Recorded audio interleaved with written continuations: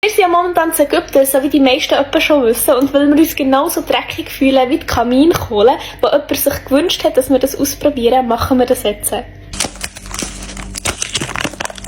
Taste-Test! Schaut mal, wie geil das die aussehen. Einfach so richtig schwarz, wirklich wie Kaminkohle.